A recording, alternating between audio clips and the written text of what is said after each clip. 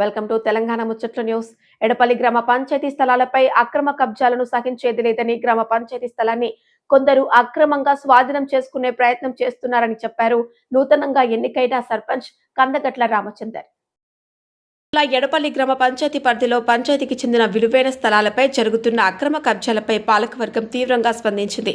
ఎడపల్లి గ్రామంలోని వారంతపు సంతా సమీపంలో ఉన్న గ్రామ పంచాయతీ స్థలాన్ని కొందరు అక్రమంగా స్వాధీనం చేసుకునేందుకు ప్రయత్నించడంతో బుధవారం గ్రామ పంచాయతీ అధికారులు అక్కడ నోటీసు బోర్డును ఏర్పాటు చేశారు. ఈ కార్యక్రమంలో గ్రామ సర్పంచ్ కందగట్ల రామచందర్, ఉప సర్పంచ్ మజ్కూరు గంగాధర్, పంచాయతీ కార్యదర్శి నాగరాజు పాల్గొని అక్రమ కబ్జాల పట్ల తమ ఆగ్రహాన్ని వ్యక్తం చేశారు.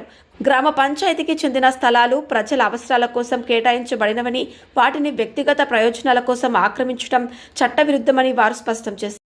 గ్రామ ప్రజలందరికీ నమస్కారాలు తెలియజేస్తూ, ఏదైతే అంగడిబజార్లో ఉన్నటువంటి ఈ చేపలు అమ్ముకునే స్థలాన్ని కొందరు వ్యక్తులు ఈ స్థలం మాదని చెప్పి రాళ్ళు పాతడం జరిగింది.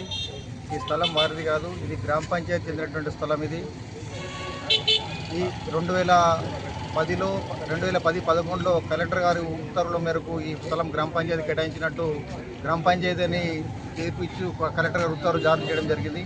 అది ఆ సదరు వ్యక్తులకు తెలియకుండా ఇక్కడ వాళ్ళు రాళ్ళు పాతడం జరిగింది. ఎవరైనా కానీ ఈ స్థలంలో ప్రవేశించినట్టయితే వారిపైన చట్టరీత్యా మేము చర్యలు తీసుకుంటాం. ఈ ఒక్క స్థలమే అని కాదు, ఎడపల్లో ఏ స్థలమైనా కూడా ఎవరైనా కబ్జా చేసినా, నా అన్నైనా, నా తమ్ముడైనా, ఏ మతస్థుడైనా, ఏ కులస్తుడైనా ఎవరిని కూడా వదిలిపెట్టేది లేదు. ఖచ్చితంగా కబ్జాలకు గురైనటువంటి స్థలాన్ని మేము బయటకు తీస్తాం. గ్రామ పంచాయతీకి ఆదాయం వచ్చే దిశగా మేము చర్యలు తీసుకుంటాం.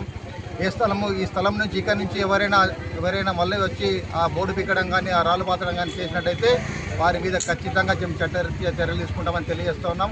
గ్రామస్తులారా, ఒక్క విషయం గమనించండి. మీరు ఏదైనా గ్రామ పంచాయతీ స్థలం ఉంటే వారిని గ్రామ పంచాయతీ స్థలంగా పేర్కొన్న అంతే తప్ప కానీ కబ్జాకోరులకు వారికి మద్దతు ఇస్తూ మీరు గ్రామ పంచాయతీకి నష్టం వాటిల్లే విధంగా మీరు పనులు చేయకండి. మీ అందరికీ కూడా పేరు పేరున విజ్ఞప్తి చేస్తూ ఉన్నాను.